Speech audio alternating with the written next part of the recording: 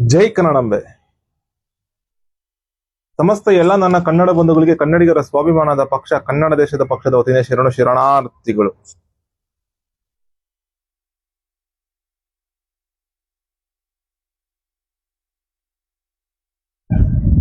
ಈ ಸರ್ಕಾರದ ಕಾರ್ಖಾನೆಗಳು, ಸರ್ಕಾರದ ಸಂಸ್ಥೆಗಳನ್ನ ಖಾಸಗೀಕರಣ ಮಾಡುವಂತಹ ಒಂದು ಪೆಡಂಭೂತದ ವ್ಯವಸ್ಥೆ, ಈ ಒಂದು ವ್ಯವಸ್ಥೆಯನ್ನ ಖಾಸಗೀಕರಣ ಅನ್ನೋ ಒಂದು ಬಂಡವಾಳಶಾಹಿನ ಉದ್ಧಾರ ಮಾಡುವಂತಹ ಒಂದು ವ್ಯವಸ್ಥೆನ, ಖಾಸಗೀಕರಣದ ಒಂದು ಉತ್ತಮವಾದ ವ್ಯವಸ್ಥೆಯನ್ನ ಹಾಳುಗೆಡವಿ ಖಾಸಗೀಕರಣ ಒಂದು ಒಂದು ಒಂದು ವಿಷಪೂರಿತ ವ್ಯವಸ್ಥೆ, ಮಾರಕವಾದ ವ್ಯವಸ್ಥೆ, ಜನರನ್ನೇ ನುಂಗಿ ಸರ್ವನಾಶ ಮಾಡುವುದೇ ಖಾಸಗೀಕರಣ ಅನ್ನೋ ಒಂದು ದುರಂತ ವ್ಯವಸ್ಥೆ. ಇಂತಹ ಖಾಸಗೀಕರಣವನ್ನ ನಮ್ಮ ಪಕ್ಷದಿಂದ ತೀವ್ರ ಖಂಡಿಸ್ತಾ ಇದ್ದೀವಿ.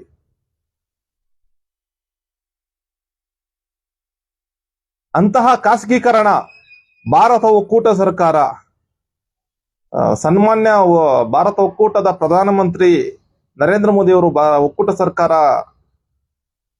ಪ್ರಧಾನಮಂತ್ರಿ ಆದ್ಮೇಲೆ ಎಷ್ಟೋ ಸರ್ಕಾರದ ಕಾರ್ಖಾನೆಗಳನ್ನ ಖಾಸಗೀಕರಣ ಮಾಡಿ ಮಾಡಿ ಮಾಡಿ ಮಾಡಿ ಲಕ್ಷಾಂತರ ಜನ ಉದ್ಯೋಗ ಕಳ್ಕೊಳ್ಳೋ ತರ ಮಾಡಿದ್ರು. ಲಕ್ಷಾಂತರ ಕುಟುಂಬಗಳ ಭವಿಷ್ಯ ನಾಶ ಮಾಡಿದ್ರು. ಅದೇ ರೀತಿ ಇಲ್ಲಿ ನಮ್ಮ ಕನ್ನಡ ದೇಶದಲ್ಲಿ ಕರ್ನಾಟಕ ವಿದ್ಯುತ್ ನಿಗಮ ಇದೆ, ಎಸ್ಕಾಮು, ಜೆಸ್ಕಾಮು, ಬೆಸ್ಕಾಮು, ಇವೆಲ್ಲ ಏನಿದೆಯಲ್ಲ, ಇಂತಹ ಒಂದು ಕರ್ನಾಟಕ ವಿದ್ಯುತ್ ಆಯೋಗಕ್ಕೆ ಟಾಟಾ ಸಂಸ್ಥೆಯವರು, ಒಂದು ಹಿಂದಿ ಭಾಷಿಕರ ಸಂಸ್ಥೆ, ಖಾಸಗೀಕರಣ ಮಾಡೋದಕ್ಕೆ ಮತ್ತೆ ವಿದ್ಯುತ್ ಹಂಚಿಕೆ ಮಾಡೋದಕ್ಕೆ ಎಲ್ಲದಕ್ಕೂ ಅರ್ಜಿ ಹಾಕಿದ್ದಾರೆ ಟಾಟಾ ಸಂಸ್ಥೆಯವರು. ಇಲ್ಲಿ ಖಾಸಗೀಕರಣವನ್ನ ವಿರೋಧ ಮಾಡುವಂತಹ ಒಂದು ಕಾಂಗ್ರೆಸ್ ಪಕ್ಷ ನಮ್ಮ ಕನ್ನಡ ದೇಶದಲ್ಲಿ ಆಡಳಿತದಲ್ಲಿ ಇದೆ ಸದ್ಯಕ್ಕೆ. ಖಾಸಗೀಕರಣ ವಿರೋಧ ಮಾಡುವಂತಹ ಒಂದು ಕಾಂಗ್ರೆಸ್ ಸರ್ಕಾರ, ಒಂದು ಪರಭಾಷಿಕರು ಕರ್ನಾಟಕದಲ್ಲಿರುವಂತಹ ಒಂದು ಆದ್ಯತೆ ಏನಿದೆಯಲ್ಲ, ನಮ್ಮ ಕನ್ನಡ ಬಂಧುಗಳಿಗೆ ಯಾವುದೇ ರೀತಿಯ ಗುತ್ತಿಗೆಗಳು ಕೂಡ ಆದ್ಯತೆ ಇರಬೇಕಾಗುತ್ತೆ. ಇವರು ಖಾಸಗೀಕರಣ ಮಾಡುವ ಹುನ್ನಾರದಿಂದ ಟಾಟಾ ಸಂಸ್ಥೆಯವರು ಒಂದು ಅರ್ಜಿ ಹಾಕೋದಕ್ಕೆ ಅವಕಾಶ ಮಾಡಿಕೊಟ್ಟಿದ್ದಾರೆ ನಮ್ಮ ಕಾಂಗ್ರೆಸ್ ಸರ್ಕಾರ. ಇದನ್ನ ಅತ್ಯುಗ್ರವಾಗಿ ಸಮಸ್ತ ಕನ್ನಡ ಬಂಧುಗಳು ತೀವ್ರ ಖಂಡಿಸ್ತಾ ಇದ್ದೀವಿ.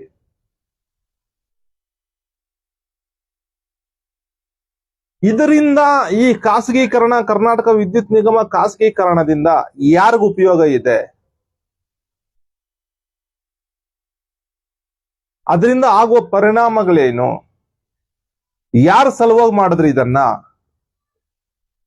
ನಿಮ್ಗೆ ಕರ್ನಾಟಕ ವಿದ್ಯುತ್ ಆಯೋಗ, ಜೆಸ್ಕಾಮು, ಬೆಸ್ಕಾಮು, ಮೆಸ್ಕಾಮು ಇದೆಲ್ಲ ನಿಮ್ಗೆ ನಡ್ಸಕ್ಕಾಗಿಲ್ಲ ಅಂದ್ರೆ ಸರ್ಕಾರ ಏನಕ್ಕೆ ನಡೆಸ್ತೀರ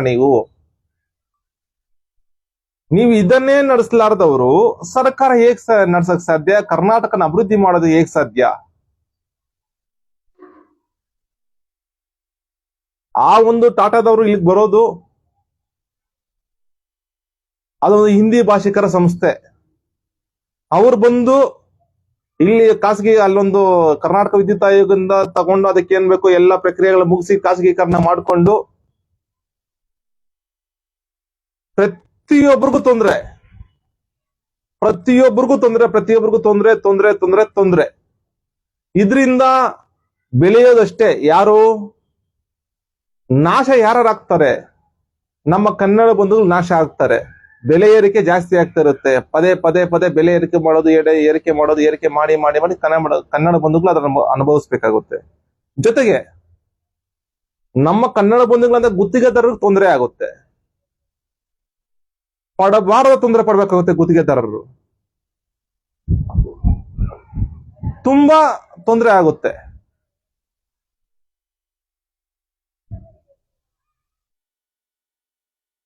ಈ ತೊಂದರೆ ಯಾಕೆ ಅನುಭವಿಸ್ಬೇಕು ನಾವು? ಕಾಂಗ್ರೆಸ್ ಸರ್ಕಾರ ಕೇಳ್ತಾ ಇದೀವಿ ನಮ್ಮ ಪಕ್ಷದಿಂದ. ಈ ತೊಂದರೆಗಳ ಖಾಸಗೀಕರಣ ಪೆಡಂಭೂತದಿಂದ ಸಮಸ್ತ ಕನ್ನಡ ಬಂಧುಗಳು ಯಾಕೆ ತೊಂದರೆ ಅನುಭವಿಸ್ಬೇಕು? ಇದೇ ಅವ್ರಿಗೆ ಗುತ್ತಿಗೆ ತರ ಖಾಸಗೀಕರಣ ಮಾಡೋದಕ್ಕೆ ಅವ್ರಿಗೆ ಅವಕಾಶ ಕೊಟ್ರೆ ಇಡೀ ಒಂದು ಆ ಸಂಸ್ಥೆಯಲ್ಲಿ ಹಿಂದಿಯವ್ರು ಬಂದು ಕೆಲಸಕ್ಕೆ ಸೇರ್ಕೊಂತಾರೆ. ಪರಭಾಷಿಕರು ಬಂದು ಕೆಲಸ ಸೇರ್ಕೊಂಡು ಪ್ರತಿಯೊಬ್ಬರು ಕೆಲಸನ ಹೋಗುತ್ತೆ. ಪ್ರತಿಯೊಬ್ಬರು ಕೆಲಸ ಹೋಗಿ ನಮ್ಮ ಕನ್ನಡ ಬಂಧುಗಳ ಭವಿಷ್ಯ ಮಂಕಾಗುತ್ತೆ. ಇದರಿಂದ ಏನು ಉಪಯೋಗ ಇಲ್ಲ. ಉಪಯೋಗ ಆಗೋದೊಂದೇ ಬರೀ ಪರಭಾಷಿಕರಿಗೆ. ಇಂತಹ ಖಾಸಗೀಕರಣ ನಮ್ಮಿಂದ ನಮ್ಮ ಕನ್ನಡ ದೇಶಕ್ಕೆ, ಕನ್ನಡ ಬಂಧುಗಳಿಗೆ, ಕನ್ನಡ ಧರ್ಮಕ್ಕೆ ಯಾವುದೇ ರೀತಿ ಉಪಯೋಗ ಇಲ್ಲ. ಅದರಿಂದ ಕೂಡಲೇ ಸನ್ಮಾನ್ಯ ಮುಖ್ಯಮಂತ್ರಿ ಸಿದ್ದರಾಮಯ್ಯನವರು ನಮ್ಮ ಪಕ್ಷದಿಂದ ಒತ್ತಾಯ ಮಾಡ್ತಾ ಇದೆ ಸಮಸ್ತ ಕನ್ನಡ ಬಂಧುಗಳ ಪರವಾಗಿ. ಯಾವುದೇ ಕಾರಣಕ್ಕೂ ಈ ಖಾಸಗೀಕರಣ ಪೆಡಂಭೂತನ ಸಮಸ್ತ ಕನ್ನಡ ಬಂಧುಗಳ ಮೇಲೆ, ಕರ್ನಾಟಕದ ಮೇಲೆ ಏರ್ಬಾರ್ದು ಅಂತ ಹೇಳ್ಬಿಟ್ಟು ಸಮಸ್ತ ಕನ್ನಡ ಬಂಧುಗಳ ಪರವಾಗಿ ಆಗ್ರಹ ಮಾಡ್ತಾ ಇದೀವಿ.